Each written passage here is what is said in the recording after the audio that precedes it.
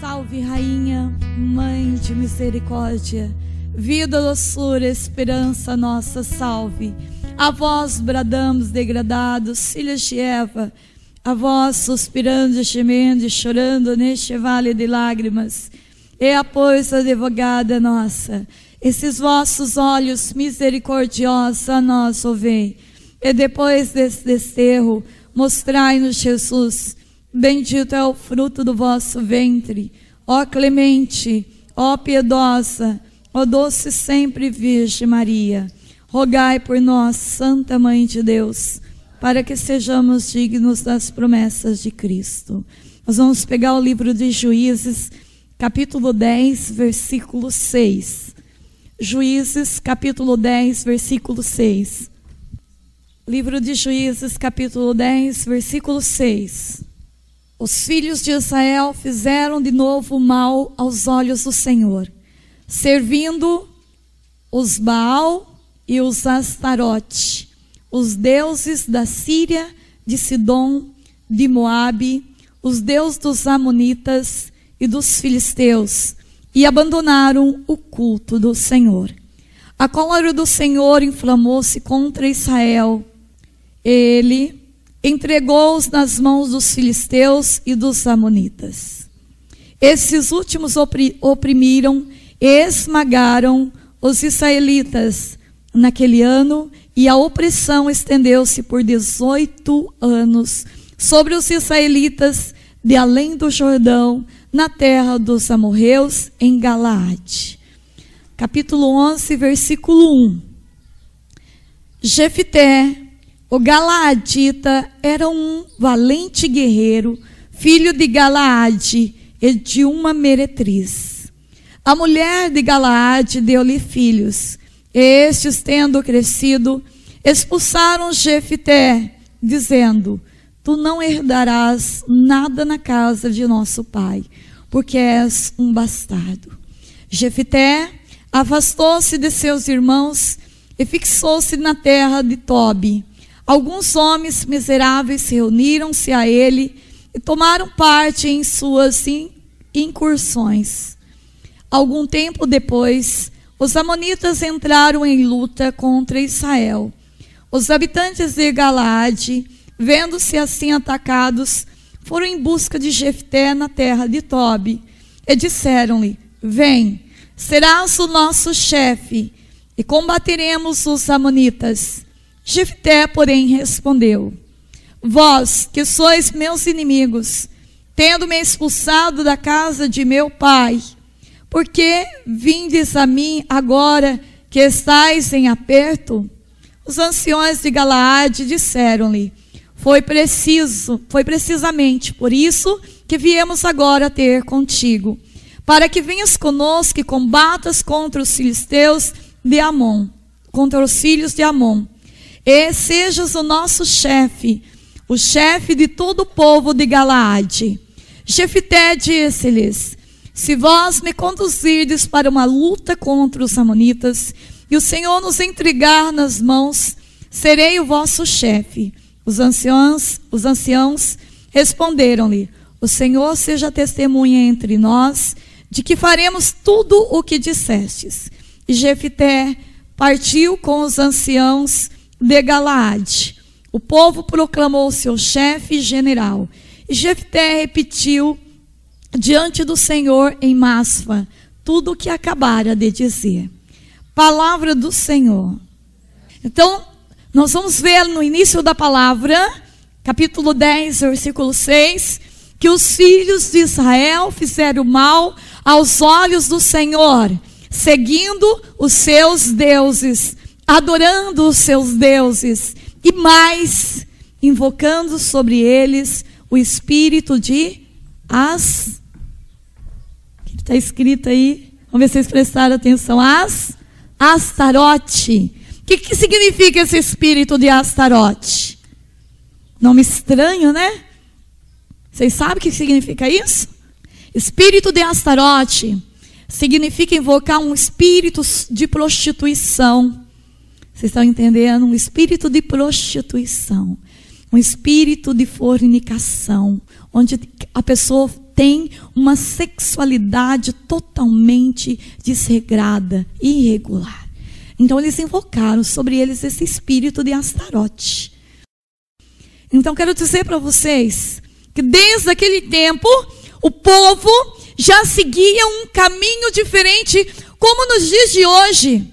E depois, se vocês lerem a palavra, nós não lemos ela até o final, mas se vocês lerem, eles vão invocar, Deus pedindo perdão, porque eles pecaram contra o Senhor, eles fizeram algo de errado. Então eles invocam Deus, nos perdoa, nos perdoa porque nós pecamos contra vós. E os nossos deuses não podem fazer nada por nós.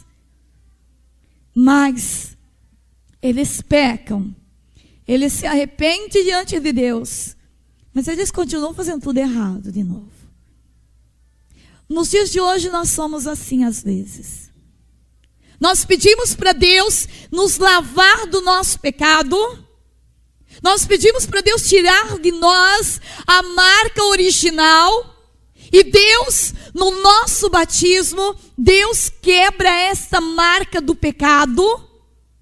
No nosso batismo, Deus nos liberta de uma vida velha e nos dá a graça de nascer para uma vida nova. E Deus marca-nos. Lembra das palavras desses dias de Ezequiel? Que Deus saiu no meio do povo marcando os seus escolhidos. Vocês estão indo na missa, vocês sabem que Deus falou conosco através dessa palavra nesses últimos dias. Deus nos marca com uma cruz na nossa fronte no dia do nosso batismo. E Deus nos dá toda a força necessária para renunciarmos o pecado. E muitas vezes nós vamos lá, confessamos o pecado da mentira. E por que nós voltamos a cair sempre no mesmo pecado de novo? Tem gente que chega assim e fala: irmã, toda vez que eu vou confessar, eu estou até com vergonha do padre. É sempre os mesmos pecados. Então é sinal que não venceu esse pecado, né? Se sempre eu tenho que confessar o pecado da mentira, é sinal que a minha vida ainda não mudou nesse sentido. A raiz desse pecado ainda não foi cortada. Por isso que eu vou lá, eu corto o galho. Tudo tem uma raiz. Tudo tem uma raiz. Então eu corto o galho da árvore, o que acontece com a árvore? Nasce galhos mais fortes, não é? Quando eu corto uma árvore, que eu podo ela, cortar o galho do pecado, o pecado vai ter mais força de crescer. Se eu não quero renunciar esse pecado, se eu já coloquei dentro de mim que é bom cometer esse pecado, então ele vai criando mais força dentro de mim. E o povo de Israel era assim. O povo de Israel, eles choravam diante de Deus. Eles gritavam para Deus: socorrei-me na hora do apuro. Deus é tão amor que Deus ia lá, se compadecia, movia o olhar de compaixão dele. E tanto Deus movia, que no livro de Judite, a palavra é bem clara em relação a isso. O povo, a primeira coisa que o inimigo de Deus fazia era averiguar se o povo de Israel estava em pecado. Primeira coisa. Vai lá, colocava pessoas lá no meio deles e averigua se eles estão em pecado. Se o povo de Israel estiver em pecado, nós combateremos, porque eles vão perder. Olha como que o demônio é esperto, né? Primeira coisa que ele faz é isso, nos sondar. Se ele estiver em pecado, ele está uma pessoa fraca, então nós venceremos por ele. Mas se ele não estiver em pecado, o Deus dele vence por eles. Está lá no livro de Judite. O Deus deles, de Israel, vence por eles. Então nem adianta a gente lutar, porque nós vamos perder. E se nós lermos o livro de 1 Macabeus, 2 Macabeus, que eu acho mais lindo, é que esses, 1 ia seguindo o caminho do outro. A prosperidade era em todas as famílias. Eles não faziam nada sem Deus. Tudo que eles iam fazer era Deus. E por isso as coisas davam certo. As coisas andavam. Por quê? Porque Deus estava sempre na frente. E quantas cenas a gente vai ver que o povo fala, eu não vou lutar não. Só esse pouquinho de gente para lutar lá com tantos mil homens armados, valentes. E aqueles que estavam com Deus diz, nós vamos. Porque nós não temos medo de nenhum inimigo. Porque o nosso Deus vence por nós. A gente só tem medo das batalhas quando a gente sabe que a gente não está em dia com Deus. Porque a gente sabe que o Salmo nos diz, Deus é meu juiz. Deus vence por mim. Quando eu estou no estado de graça, eu não tenho que ter medo. E por que eu estou contando essa história? Porque Israel precisava de uma pessoa corajosa, cheia do Espírito Santo. Por mais que tivesse doente da alma. Mas precisava de alguém de fé, de fogo no meio deles. Precisava de um corajoso que gritasse, olha, vocês não têm que ter medo de nada. Esses inimigos que vocês estão vendo aí, são tudo perdedores diante do poder do meu Deus. E foram atrás de quem?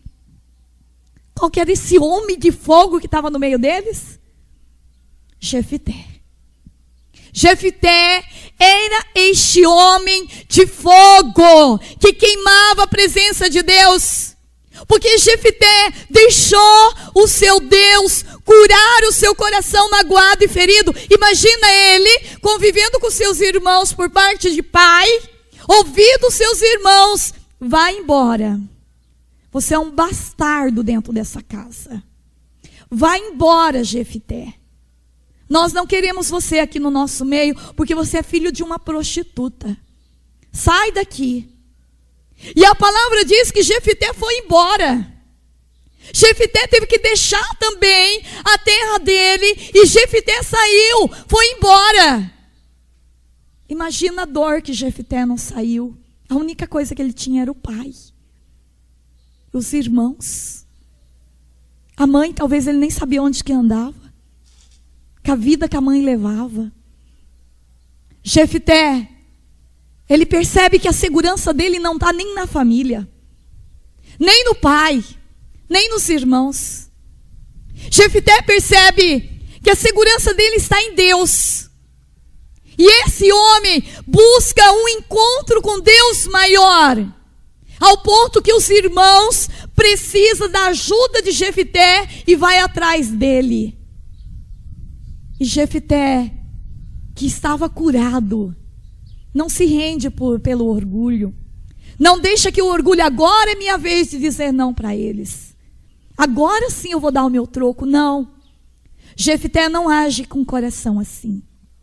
Jefité age com um coração de humildade. Jefité, ele percebe que apesar de tudo dentro dele, mora um Deus que grita pela salvação dos seus filhos. Jefité já passou pelo caminho da cura. Jefité precisa levar a cura.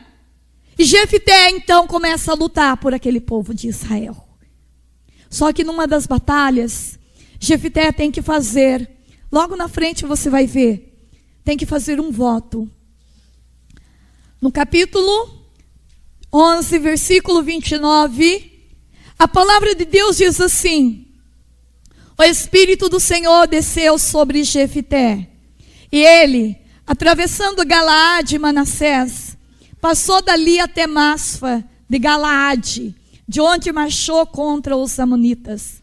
Jefité fez ao Senhor este voto: se me entregardes nas mãos os amonitas, aquele que sair das portas de minha casa ao meu encontro, quando eu voltar vitorioso dos filhos de Amon, será consagrado o Senhor, e eu oferecerei em holocausto. Jefité marchou contra os amonitas, e o Senhor os entregou. ele os derrotou desde Aroer até as proximidades de Menite e até Abel-Queramim, tomando-lhes 20 aldeias. E os amonitas, com esse terrível golpe, foram humilhados perante Israel.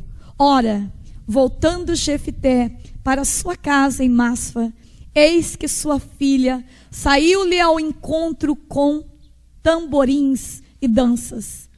Era sua única filha, porque afora ela não tinha filho nem filha. Quando a viu, rasgou as suas vestes.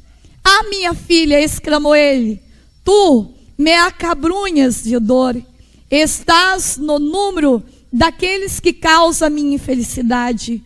Fiz ao Senhor um voto que não posso revogar." "Meu pai", disse ela, "se fizestes um voto ao Senhor, trata-me segundo o que prometeste. Agora que o Senhor te vingou de teus inimigos, os amonitas." Palavra do Senhor. Jefité, ele vive uma situação diferente de Abraão. Se Deus poupou o filho de Abraão, não permitindo que ele matasse o seu filho como holocausto, Deus não poupou a filha de Jefité. Veja só, duas situações bem diferentes. De repente, Jefité teve que fazer um voto, e voto naquela época não é igual hoje, que as pessoas falam: "Olha, Senhor, se você abençoar com que meu filho sare, eu nunca mais te abandono." Primeira oportunidade que o filho está curado, as pessoas nem querem saber mais de ir para a igreja, né? "Se o Senhor me devolver meu esposo, eu prometo que eu rezo um rosário todo dia de joelho." Enquanto o esposo está longe, dobra o joelho e reza, né? Quando o esposo volta, esquece de rezar até uma Ave Maria. Assim acontece em muitas vidas. E depois chora, né? Aí depois perde, não cultiva a graça, perde a graça. Aí, em vez de rezar um rosário, tem que rezar 2 rosários. Então, na vida é assim. Agora, naquela época, não. Naquela época, quando se fazia um voto, se cumpria ao pé da letra aquele voto. E este homem fez um voto. Ele disse que se ele vencesse, se os amonitas perdessem, Israel vencesse. Olha que coragem de um pai. A única filha que o pai tinha, ele entregava sua filha como holocausto. Ele matava a filha. Gente, olha a coragem deste homem. De repente a gente olha umas situações da Bíblia e a gente fica pensando: meu Deus, mas como pode um pai fazer isso?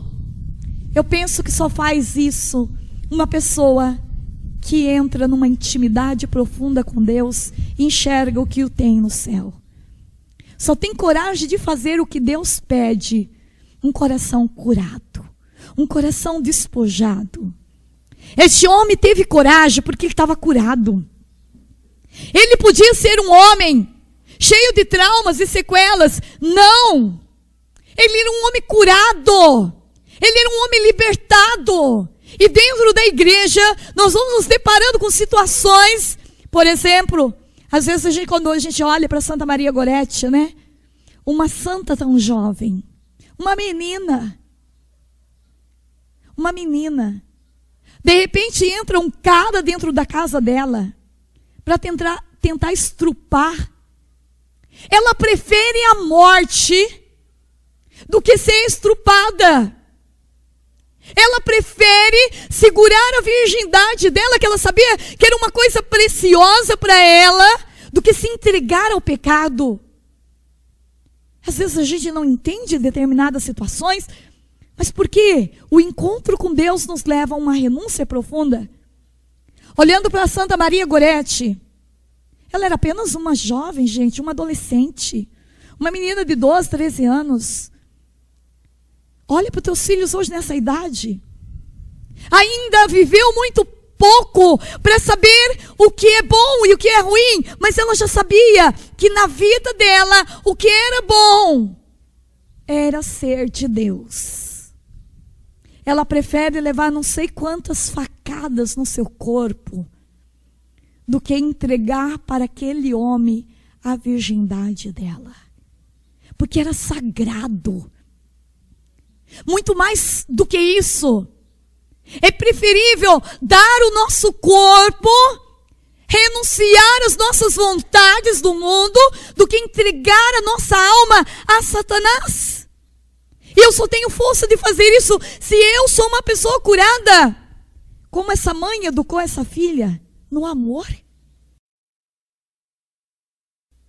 Porque só o amor é capaz de dar a vida por algo muito maior, por uma vida eterna. Só o amor de Deus. Por isso a educação de uma mãe é muito importante na cura de um filho. A primeira ministra de cura, de libertação, o primeiro ministro de cura e de libertação é o teu pai e tua mãe. Tanto é que quando uma mãe leva um filho para que eu reze, eu faço ela pôr a mão junto na cabeça daquela criança. E quantas mães e quantos pais no nosso meio que não reza pelos seus filhos, que não põe a mão na cabeça dos seus filhos, e vocês são ministro de cura física, cura interior. Deus lhe deu essa graça. A mãe de Santa Maria Gorete educou ela desse jeito, não dando talvez nada de material para aquela menina, mas dando de espiritual. Tanto deu que levaram às pressas depois das facadas. O povo queria matar esse rapaz, não conseguiram achar. Levaram às pressas essa menina para o hospital. E ainda no hospital, ela tinha vida.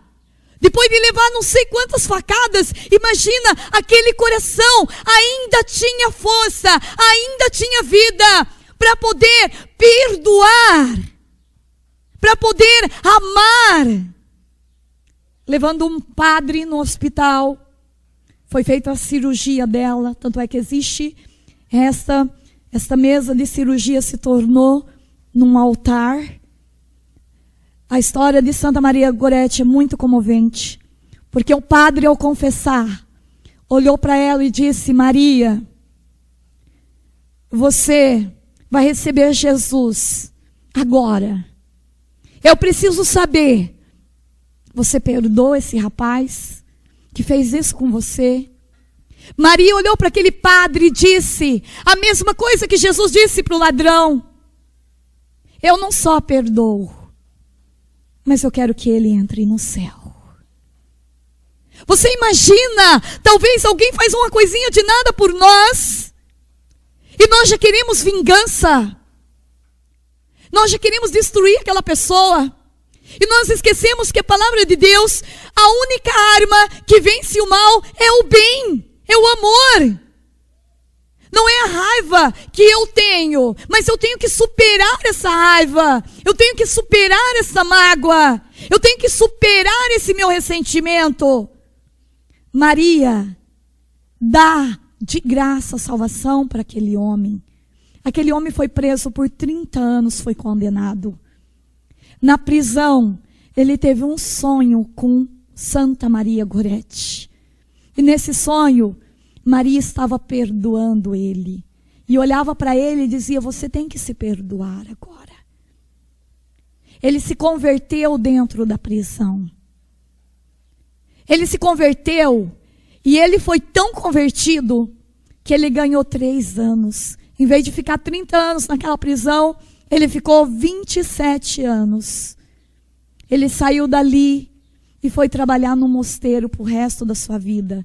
Mas antes disso, ele procurou a mãe de Santa Maria Gorete. Olha que lindo! Ele chegou diante daquela mulher já idosa. Aquela mulher podia estar cheia de mágoas, mas não.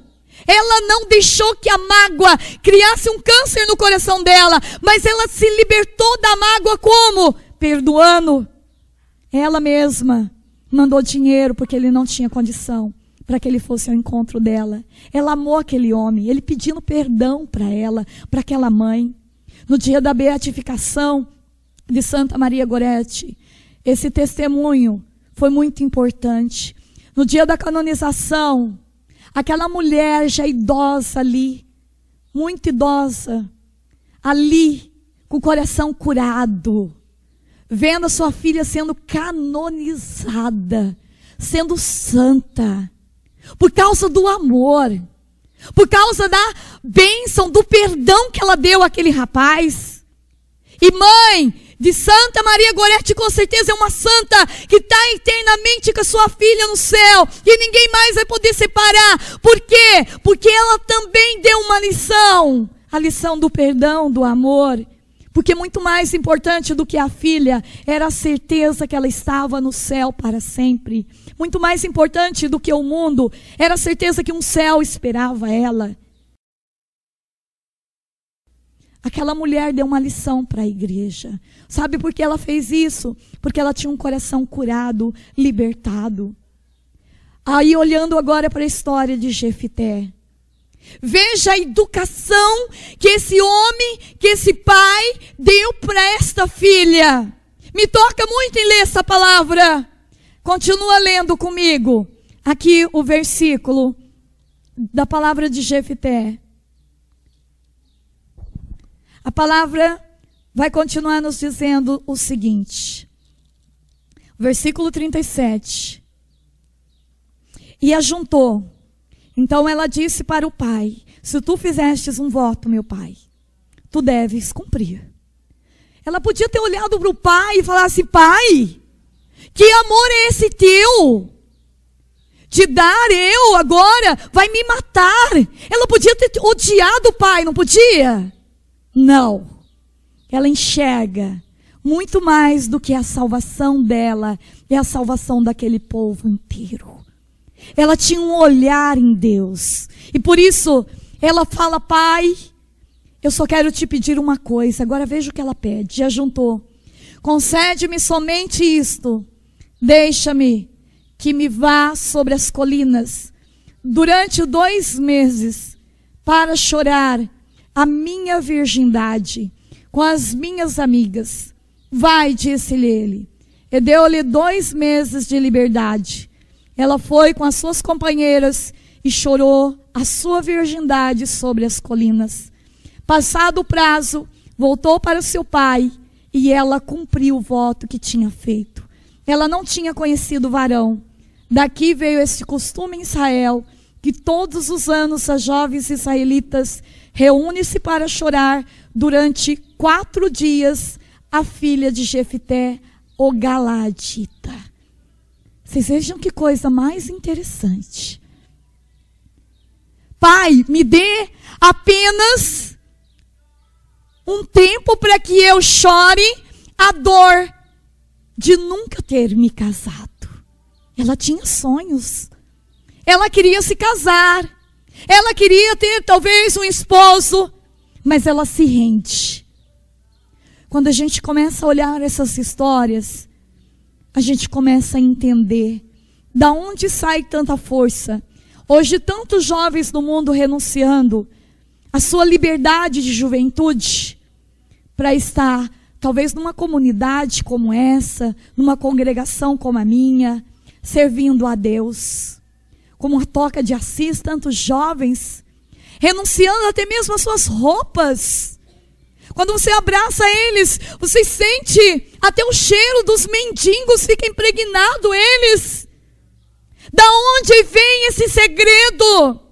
Da onde vem essa força de dizer não, talvez para um bar, para uma bebida, para uma prostituição, de renunciar uma vida ativa sexualmente, para fazer tudo por Deus?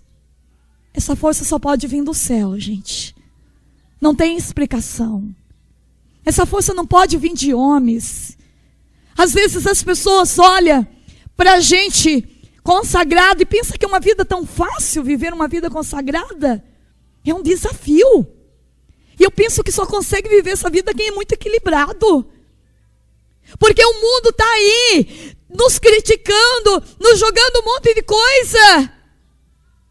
E de repente, é um absurdo viver uma vida só para o Senhor. Deixa pai, deixa mãe, deixa irmãos, deixa amigo, deixa a terra.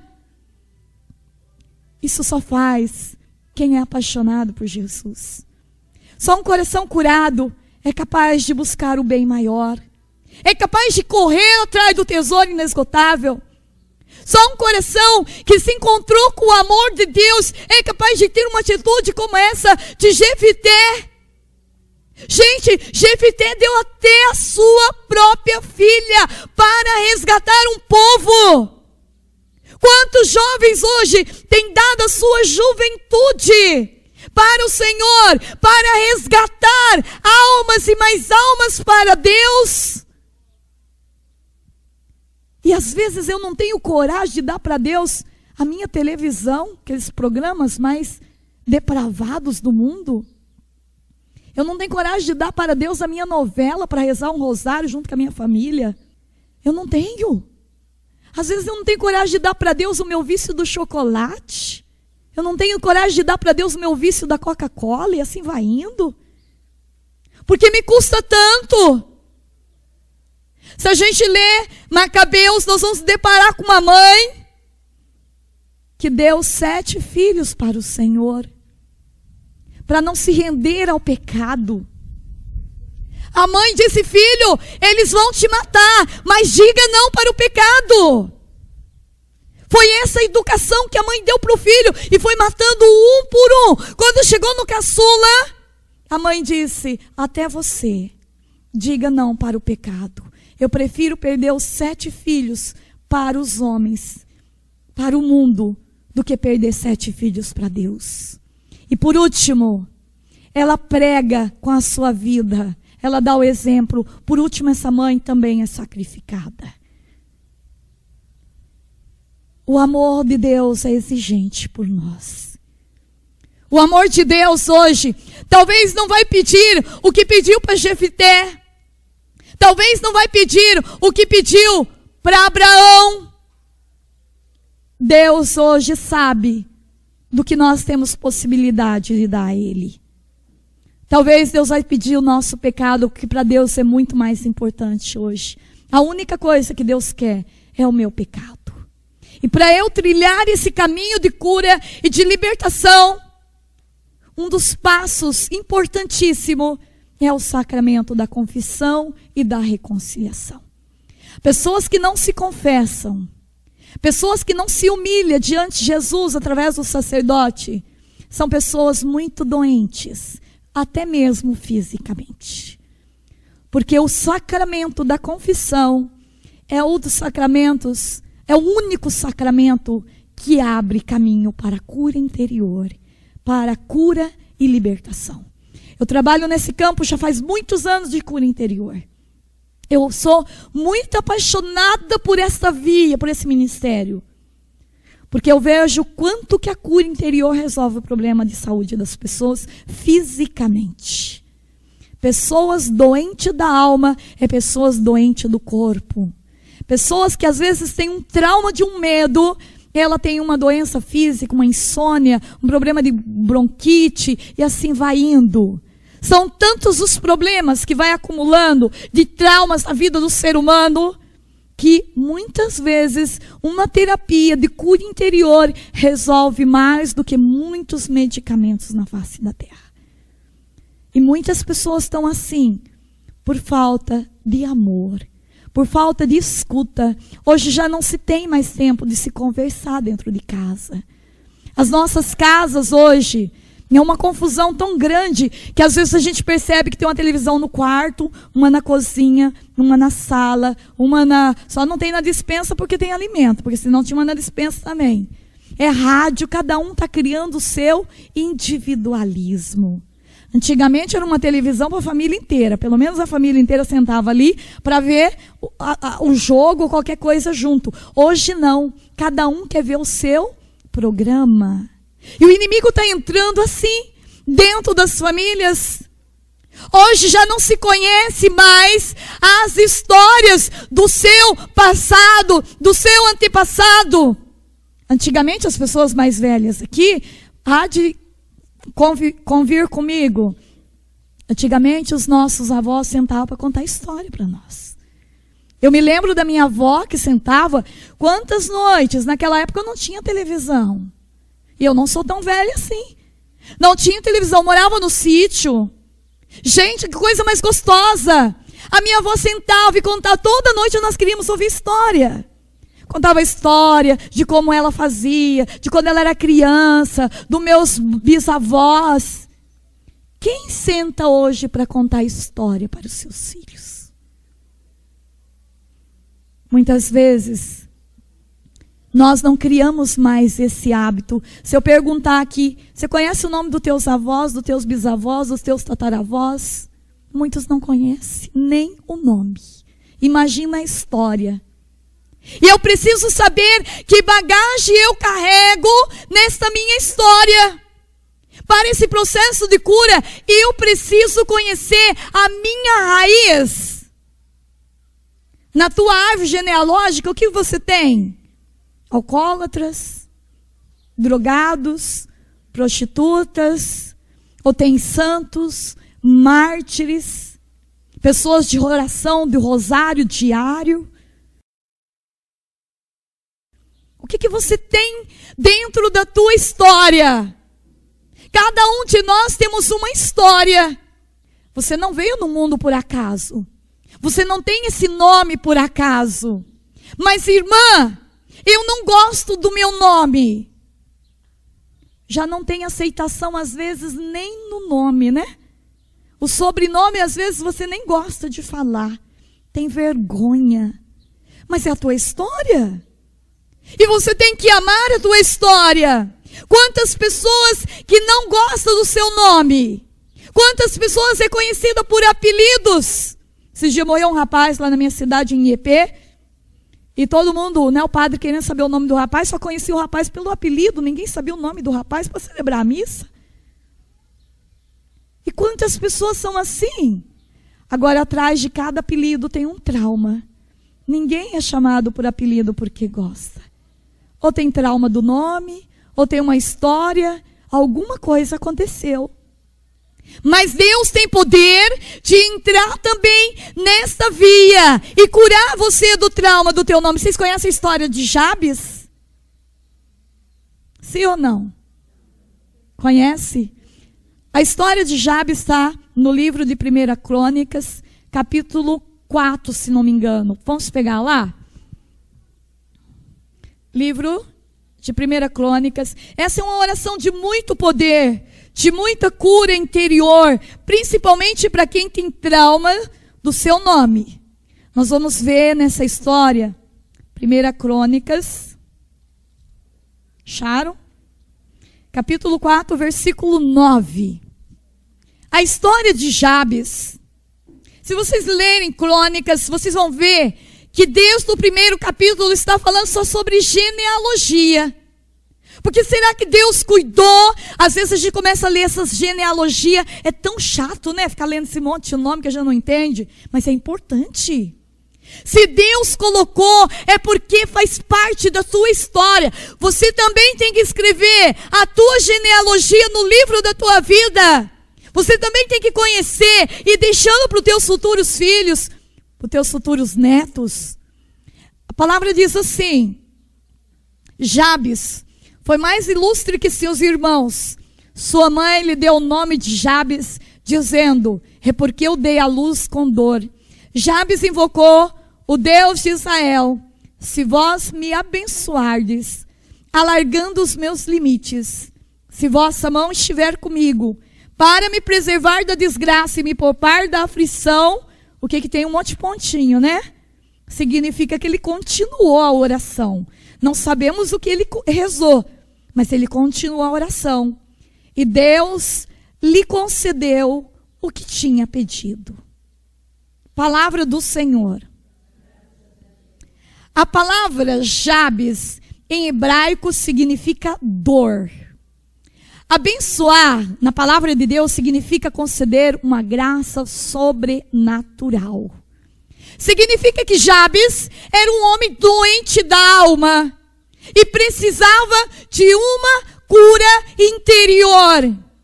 Porque, com certeza, para parar só esse versículo para falar de Jabes e continua a genealogia normal, a única informação que nós temos de Jabes é esta. E é uma oração de muito poder, muitas curas, muitos milagres. É essa oração de Jabes.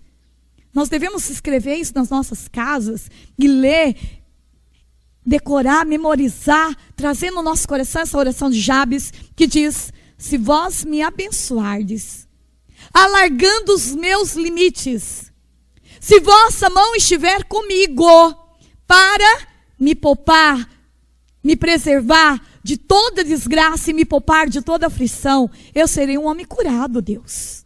Eu poderei te servir. Eu poderei ser diferente no meio da sociedade, do meio que eu vivo. Jabes clamou pela cura dele. Clamou a libertação daquele nome, porque aquele nome significava dor. Aquele nome significava uma coisa negativa. Talvez o teu nome tenha um significado negativo. Talvez você não goste do teu nome, mas eu quero dizer para você, Deus tem poder de curar o teu nome. Deus tem poder de libertar você dessa raiz. Talvez você carrega uma raiz de improsperidade em todos os sentidos. Mas o teu Deus, que é o Deus do impossível, tem poder de arrancar dessa história algo de muito bom. Eu quero dizer para você que Deus curou Jabes. Deus escutou a oração de Jabes, não é isso que está dizendo aí? Deus escutou. Porque Jabes queria uma cura. Quando eu quero a cura, Deus vem ao encontro da minha miséria e Deus cura. O livro de Isaías vem dizer que nós devemos alargar as nossas tendas.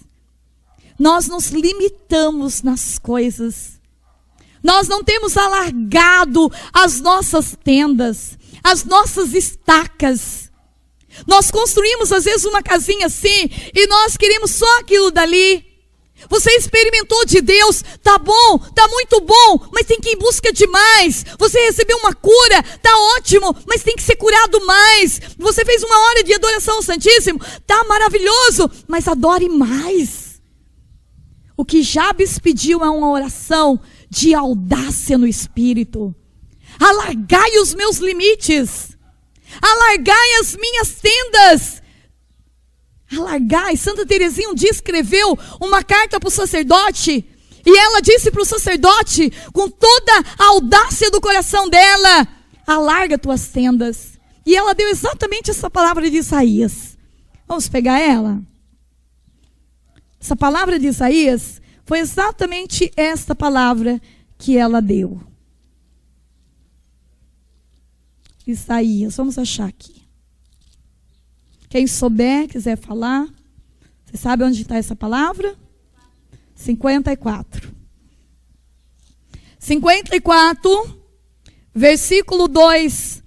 Amplia o espaço da tua tenda, desdobra sem constrangimento as telas que te abrigam, alonga tuas cordas, consolida tuas estacas. Isaías 54, versículo 2. E Jabes faz a mesma coisa. Senhor, alarga os meus limites. Eu percebo que hoje, no mundo, muitas pessoas não têm clamado por isso. Os teus sonhos têm se alargado nas mãos de Deus? A tua experiência pessoal de oração tem se alargado nas mãos do Senhor? A tua experiência com a palavra de Deus tem se alargado? As pessoas têm deixado de sonhar. As pessoas já acham que o sonho dela é muito grande para Deus realizar. Nós temos que sonhar. Sonhar muito. Porque alargar os limites, alargar as minhas tendas é sonhar. Padre Wilton diz para nós da Copiosa Redenção, e ela até escreveu várias páginas só com esse versículo de ampliar as tendas. E ele disse: eu quero que vocês ampliem as tendas de vocês. Eu quero que vocês sonhem mais. Que vocês não deixem morrer dentro de vocês o sonho. Quantas pessoas já não sonham mais? Quantas meninas que já não sonham mais com um homem santo? No mundo, hoje, do jeito que anda, né, a gente conversa com a jovem: irmã, está muito difícil arrumar um homem santo. Mas Deus é o Senhor. E eu posso dizer para você que tem muitos homens santos, sim. Tem muitos homens castros, sim. Falta sonhar. E o que o inimigo quer é isso. É arrancar de nós nosso sonho. E o sonho maior que o demônio quer arrancar é o sonho de você habitar no céu. É o sonho de você ganhar salvação. É o sonho de você ser santo e levar muitos com você. Isso é a arma predileta de Satanás. Rezar demais, você vai ficar louco. Para que ficar aí na igreja todo dia? E na missa todo dia, isso é um exagero. Vai no domingo, tá bom demais. Vocês já viram algum santo louco?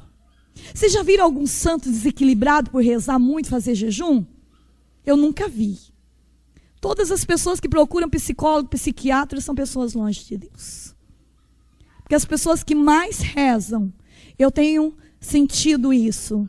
As pessoas que mais buscam Deus são as pessoas mais equilibradas da face da terra. Mais equilibrada. Você pode ver que pode vir o temporal, como diz, né, a Madre Paulina, mesmo que vem ventos contrários, eu sei que a minha fé está em Deus. Aquela pessoa que tem equilíbrio diante de uma morte, que sabe que era vontade de Deus, sofre, chora, mas não perde o seu equilíbrio. Pessoas que realmente sabem, por mais que está passando por um momento difícil, mas não deixa ir buscar outros ídolos, não se deixa levar por ventos contrários, até mesmo de buscar uma solução fácil em espiritismo, em umbanda, em outras falsas religiões. São pessoas que sofrem, mas continuam de pé como Maria ao lado da cruz. Eu tenho descoberto que quanto mais buscam-se Deus, mais equilíbrio e mais feliz é.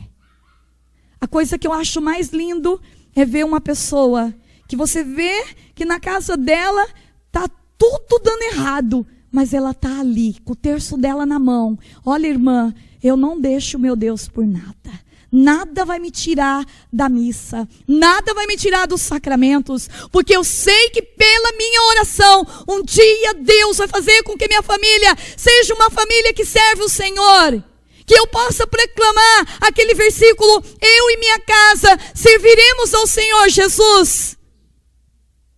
Eu não posso desanimar, as provações virão, mas a palavra de Deus não me garante que quem coloca-se no caminho do Senhor prepare sua alma para a provação, pois é pelo fogo que se experimenta o ouro e a prata.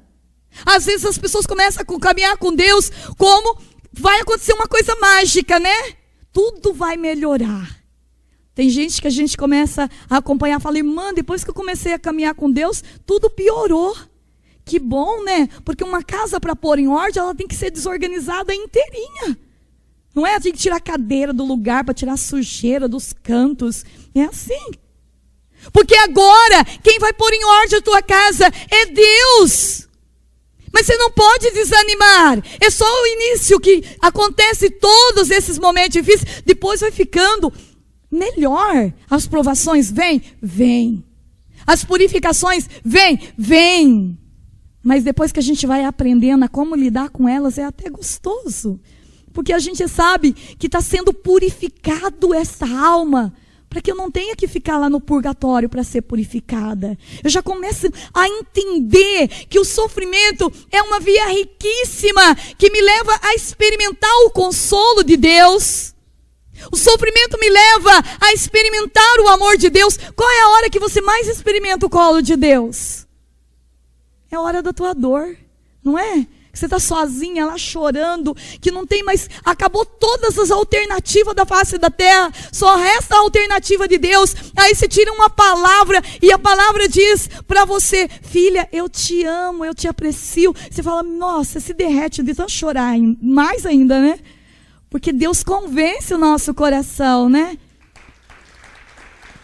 Aí você chora mais ainda, porque é assim. Na hora que a gente mais está sofrendo, se uma pessoa falar uma coisa, um elogio para nós, a gente já vê como mão de Deus. E muitas pessoas ainda não entenderam que esta via é uma via profunda de cura. Também a via do sofrimento. Porque no sofrimento eu descubro quem eu sou. É no sofrimento que eu sou treinada a paciência, né? No sofrimento eu tenho que treinar a paciência dentro de mim. A espera. Os Salmos diz que oração é uma espera. Oração é uma espera, gente. E que coisa boa, né? Esperar que Deus vai fazer algo por nós. E Ele sempre faz. Para que eu tenha essas atitudes de santidade, eu tenho então que entender que caminhar com Deus é um caminho exigente. E eu não posso preparar vocês por uma via fácil, porque a via da cura interior é uma via dolorosa, é uma via sacra na verdade, porque eu tenho que me encontrar com as minhas feridas, com os meus traumas. De repente a vida inteira eu construí que eu sou uma pessoa, nossa, alegre, feliz, e a cura interior me leva a ver que dentro de mim existe uma criança muito triste, muito quieta, e daí? É uma dor. Entrar dentro de mim é uma dor. Por isso que tem aquele livro do Anselmo Green, O Céu Inicia Dentro de Você. O céu começa dentro de você. Porque na medida que você olha para dentro de você, do teu interior, que você vai descobrindo quantas muralhas existem, quantos castelos têm que ser destruídos, você começa a perceber que você é um homem e uma mulher que depende totalmente de Deus. Que Deus precisa construir dentro do teu interior uma vida nova. Que Deus precisa curar os teus traumas. E todos nós temos traumas. Quanto mais a gente caminha com Deus, mais a gente caminha na luz, mais a gente enxerga aonde estão nossas raízes. Por isso, nesse período do almoço, eu quero que você escreva a tua genealogia. Que você lembre do nome dos teus pais, dos teus avós, dos teus tataravós, dos teus bisavós. Vamos ver até onde você conhece a tua família. Que você lembre o dia que você foi batizado. Você vai conhecer a tua história agora nesse período do almoço. Você vai almoçar e você vai conhecer a tua história. Vai na capela. Fique com Deus. Vamos ver se você se conhece de verdade. O que falaram para você quando você era criança? Será que falaram muito que você era lindo? Será que falaram muito que você era feio? E hoje, por mais que a tua esposa, o teu filho fala que você é lindo, você não consegue se convencer disso. Por quê? Porque dentro de você já ficou uma marca de feiura. Né? E daí? Conheça você. E a gente só se conhece parando e olhando para dentro de nós mesmos. Então, nesse período do almoço, você vai ver até onde você conhece a tua família. O que teu pai faz, o que tua mãe faz, o que teus avós fizeram. O que prevaleceu mais na tua família, o catolicismo, o protestantismo. Isso é importante para a cura acontecer. Se eu não conheço a minha origem, como cortar as raízes dela? Então nós vamos fechar os nossos olhos agora. Vamos rezar um pouquinho em cima disso. Pedindo para Deus esta graça, esta visão de Jabes. Você vai lembrar agora de rezar esta oração. Se vós, Senhor, me abençoardes, alargando os meus limites, se vossa mão estiver comigo, para me preservar de toda desgraça, e me poupar de toda aflição, eu serei curada, Senhor. Eu serei livre. E eu quero isso para a minha vida nesta manhã, Jesus. Alarga os meus limites. Alarga as minhas tendas, Senhor. a tenda do meu interior. Eu quero ter uma experiência forte da tua cura nesse dia, da tua libertação, do teu amor. Fala com o teu Deus. Alarga, Jesus. Alarga os meus limites. Cura as minhas chagas abertas. Vai curando, Jesus, o trauma do meu nome, a minha decepção com família. Vai curando, Jesus, a minha raiz hereditária. Tu tens esse poder. E eu lhe peço agora, Jesus, visita o meu interior. Cura minha alma, Senhor, ferida, machucada. Cura, Senhor, e liberta o meu orgulho, Senhor. A minha autossuficiência, a minha mornidão. Faz renascer em mim uma pessoa nova. Faz de mim, Senhor, o que tu queres. Eu te dou o meu pecado, Jesus. Jesus, me dá um coração firme como o de Jefité, como da filha de Jefité. Dá um coração, Senhor, esta filha que não se rendeu ao pecado, mas esta filha que obedeceu à voz de Deus como pai. Se em Abraão Deus poupou o filho, nessa história de Jefité Deus não poupou a filha de Jefité. Esta filha se chamava Seila. Que ela interceda por nós, de maneira especial pelas meninas, pela juventude, para que seja forte. Que Santa Maria Gorete interceda por toda a juventude, para que seja forte diante desse espírito de Ascarote, e que seja quebrado da nossa vida, do meio de nós, todo esse espírito de Ascarote, todo espírito do mal, e que sejamos inteiramente do Senhor. Vamos cantar pedindo para Jesus esta libertação. Talvez na tua família tem muito desse espírito de Ascarote. Meninas que não conservam sua virgindade. Rapazes que não cuidam, não zelam da sua virgindade, mas se entregam ao espírito do mundo, ao espírito de prostituição, ao espírito de fornicação, ao espírito de adultério, ao espírito de homossexualismo, ao espírito de lesbianismo e a toda sexualidade desregrada. Vai quebrando, Senhor, a raiz hereditária que trazemos de toda a sexualidade desregrada, Senhor. Vai quebrando agora da vida dos teus filhos que estão aqui toda a sexualidade, Senhor, desregrada. Vai destruindo agora, Jesus, toda a herança negativa que eles carregam, de homossexualismo, de lesbianismo, de orgia, de farra, de prostituição. Vai quebrando agora, Jesus. Vai entrando agora na primeira, na segunda, na terceira, na quarta, na quinta, na sexta, na sétima, na oitava, na nona, na 10ª geração. Vai lavando agora, Jesus, toda a raiz de pecado. Tu és o Senhor. E eu lhe peço agora, Jesus, vai cortando, vai quebrando. É Jesus que te toca.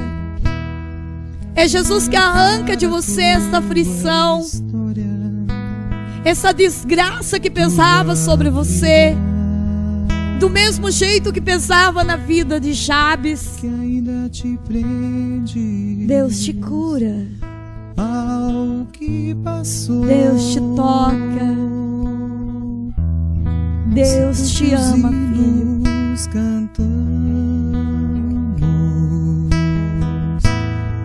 Tantos salmos recitamos,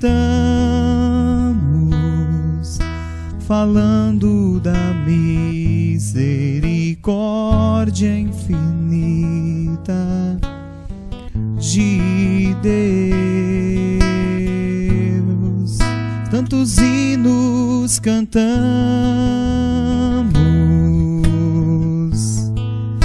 Quantos salmos recitamos, falando da misericórdia infinita de Deus. Quem poderá dizer que ela existiu?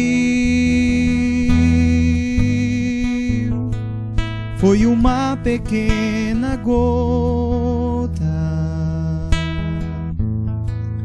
que o mar a consumiu.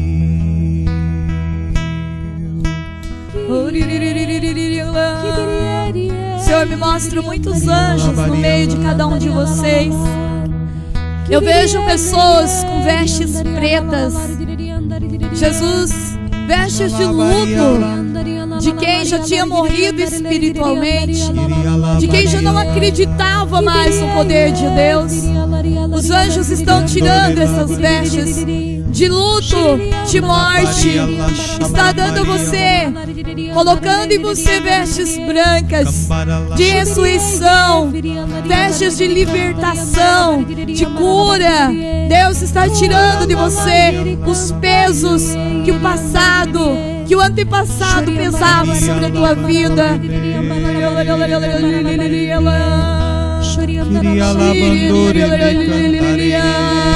Timidez, o Senhor está curando raiz de timidez.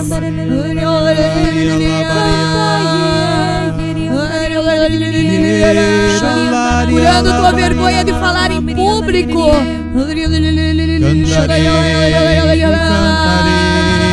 Senhor, cura a tristeza, principalmente a tristeza de uma mãe que perdeu um filho e você sente muita saudade desse filho, a tua dor. Deus está curando agora o teu interior, toda a saudade desse filho, toda a raiz de depressão que nasceu por causa da perda deste filho. Deus está curando e cortando a raiz dessa doença agora. Uma pessoa que está se sentindo muito vazia, solidão profunda, Deus está curando você.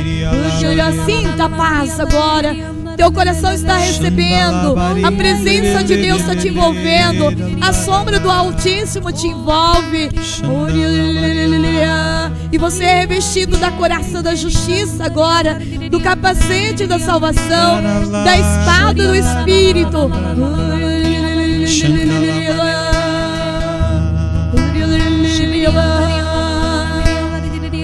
Vai dizendo obrigado, Jesus, Bendito seja, porque você me curou, Senhor.